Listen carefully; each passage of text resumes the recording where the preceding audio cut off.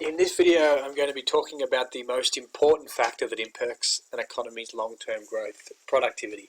Productivity is key for any country that wants to be competitive and experience an increase in their aggregate demand and supply potential in the long term.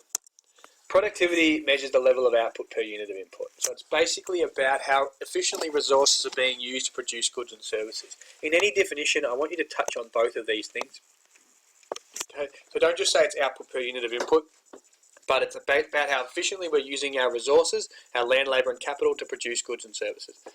So labour productivity is total output divided by the number of hours worked.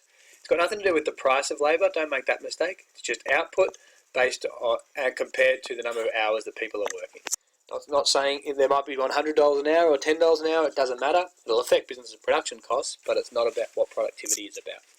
Higher productivity means more output can be generated with fewer inputs, boosting our productive capacity.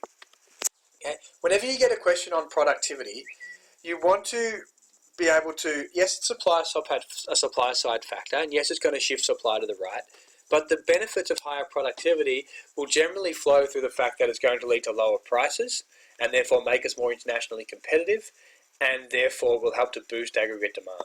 So essentially what higher productivity will do is it will shift the supply curve to the right, and therefore it will lead to lower prices because firms can charge lower prices because they have lower production costs.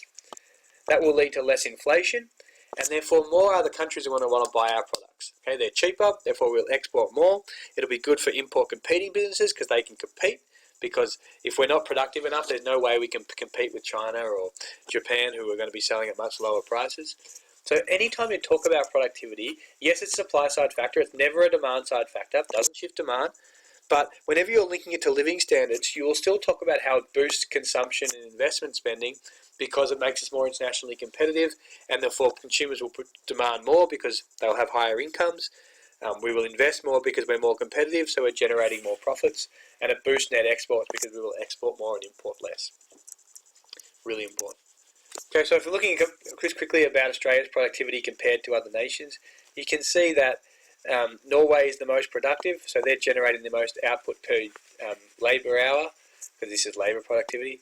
Okay, again, it's got nothing to do with their wages. So again, Japan has a lower productivity than Australia, but they're probably still able to produce things cheaper because they have lower wages, but that's not reflected in productivity. Germany is renowned for being quite productive. Okay, we're using the US as a base here. The US is 100. Trends in productivity growth. Australia's productivity improved considerably during the 90s, but from 2003 to 2014, our rate of productivity growth per year was quite poor. So we only improved our productivity by about 1.3% per year. And that again comes through better labour resources, better education, better technology. But we improved a lot more in the 90s than the 2000s, and that's one of the weaknesses for our economy. If you have a look at productivity growth, this is the percentage change in GDP. So you can see GDP has sort of been in the twos for most of the last 5 years, although this is a bit outdated. Labour productivity has improved a bit. It's been quite good over the last few years. But again, it wasn't as good as it was if we were going to go farther back and look in sort of the late 90s. Okay, here's some productivity questions, just sort of outlining what I was talking about with answering before. So the first one, explain the difference between productivity and production. Well, production just refers to the total volume or real value of goods and services produced in an economy over a period of time. So it's just looking about the total levels of volume or production. So we would say that China has more production than Australia because their total volume or real value of goods and services is higher, and that's because they've got more people. Doesn't mean they're more productive though, because productivity refers to the efficiency with which we're using our factors of production in the production of those goods and services.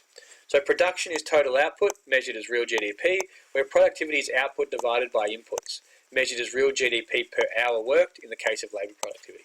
So a country can have lots more production. China and America are always going to have produced more than Australia, but it doesn't mean they're going to be more productive because it's all about comparing that to our use of resources. Okay, and this is the question I was sort of linking to you to talk about before. Explain how low rates of productivity growth can reduce Australia's living standards. First thing to do, define low productivity. Slower rates of productivity growth are likely to limit the growth in Australia's living standards because it means that output per unit of input is not rising as high as it was in previous years. Again, it's talking about low rates of productivity growth, not falls in productivity. So don't make that mistake. And that's the key thing not to say. So output per unit of input is rising, but not as quick as it was in previous years, or potentially lower than our major trading partners. Don't say that output per unit of input is falling, because it's not. Okay, it's still growth. It's not negative. This will tend to result in a relatively higher cost of production for businesses and a higher rate of inflation compared to other countries. Our wages generally go up every year, so we need to be more productive so that our costs of production don't go up. We want productivity to be growing at sort of a similar rate to our wages are growing. These factors will reduce our international competitiveness of our tradable sector, because our prices will be higher generally, lead to less net exports, less aggregate demand, and less real GDP. This will have a negative impact on material living standards as measured by real GDP or real GDP per capita, because our purchasing power will be lower. It could make links to increased unemployment through lower international competitiveness and lower incomes as well, if you would like to. But that's the sort of, as I said, this is the key thing to be talking about, linking it to aggregate demand because of the higher or lower prices, in this case the higher prices. This is the toughest question that's been on an exam in the last sort of 5 or 6 years, in my opinion. I'm probably not going to do it in this video. I'm going to do it in a separate video, and we'll do it in class as well.